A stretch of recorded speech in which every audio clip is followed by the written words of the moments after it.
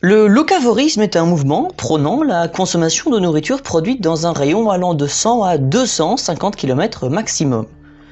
Ce mouvement est souvent adopté par les gens pour des raisons écologiques. Eh bien oui, après tout, le raisonnement est logique. Moins la nourriture qu'on achète vient de loin, moins elle a voyagé, et moins de CO2 est émis par son transport. Ainsi, certains regardent avec attention le nombre de kilomètres que l'aliment a parcouru pour limiter leur impact carbone. Mais ce raisonnement simpliste ne résiste pas à une analyse approfondie. Déjà, chaque mode de transport ne se vaut pas. Le bateau est le moyen de transport qui émet le moins de CO2, de 15 à 30 grammes par tonne au kilomètre. L'avion par contre émet de 570 à 1580 grammes par tonne au kilomètre. Mais il ne suffit pas de se concentrer sur la partie transport des aliments. Le transport est en fait un petit contributeur aux émissions des aliments. Pour la plupart des produits alimentaires, il représente moins de 10%. Oui mais bon, si on peut déjà influencer sur ces 10%, c'est déjà pas mal. Il existe néanmoins un certain nombre de cas où manger localement pourrait en fait faire augmenter les émissions. Dans la plupart des pays, de nombreux aliments ne peuvent être cultivés et récoltés qu'à certaines périodes de l'année, mais les consommateurs les veulent toute l'année. Cela donne 3 options. Importer des marchandises de pays où elles sont en saison, utiliser des méthodes de production énergivores comme les serres par exemple pour les produire toute l'année, ou utiliser la réfrigération et d'autres méthodes de conservation pour les conserver pendant plusieurs mois. Et il existe de nombreux exemples d'études qui montrent que l'importation a souvent une empreinte plus faible. Le cas le plus connu, c'est celui des haricots verts. Faut-il acheter des haricots nationaux ou acheter ceux amenés par avion du Kenya? La réponse étonnante est bel et bien les haricots du Kenya. Oui, vous m'avez bien entendu. Je m'explique.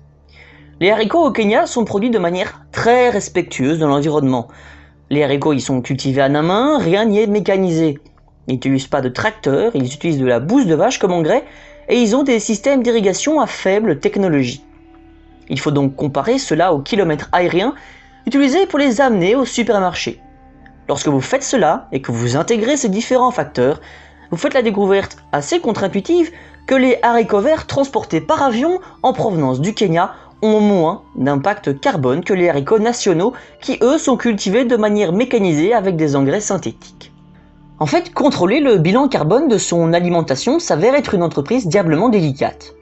Considérons ces deux aliments de base, les pommes et la laitue. Les premières sont récoltées en septembre-octobre. Certaines sont vendues fraîches, le reste est conservé au froid. Pendant la majeure partie de l'année suivante, elles représentent toujours une bonne valeur en termes d'émissions de carbone pour les consommateurs. Mais en août, ces pommes seront en magasin depuis 10 mois. La quantité d'énergie utilisée pour les garder au frais pendant cette période dépassera alors le coût en carbone de leur expédition depuis la Nouvelle-Zélande. Il est donc préférable pour l'environnement d'acheter des pommes de Nouvelle-Zélande en juillet-août plutôt que les pommes nationales. Ensuite, il y a l'exemple des laitues. En Grande-Bretagne, celles-ci sont cultivées en hiver dans des serres ou des polytunnels qui nécessitent un chauffage. À ces moments-là, il vaut mieux, en termes d'émissions de carbone, acheter de la laitue en plein champ en Espagne. Mais en été, quand aucun chauffage n'est requis, le britannique est meilleur. Choisir les bonnes sources pour vos pommes et vos laitues dépend en fait de la période de l'année. Le calcul des empreintes carbone est horriblement compliqué. Ce n'est pas seulement l'endroit où quelque chose est cultivé et la distance à parcourir, mais aussi comment il est cultivé, comment il est stocké et comment il est préparé. L'estimation de la durée de conservation d'un produit dans un magasin et de l'efficacité de sa réfrigération n'est pas facile à évaluer, mais cela doit être fait. Ensuite, vous devez déterminer combien de temps votre produit sera conservé à la maison une fois qu'il a été acheté. Vous devez également estimer l'efficacité de sa cuisson.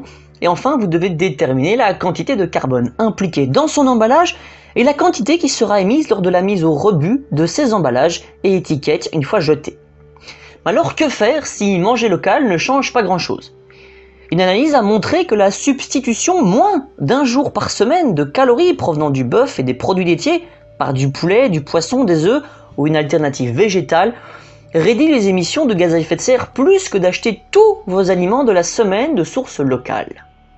Et oui, plutôt que de réfléchir entre deux origines du même produit, c'est le produit lui-même qu'il faut changer. Voici un graphique du Wow Data in World.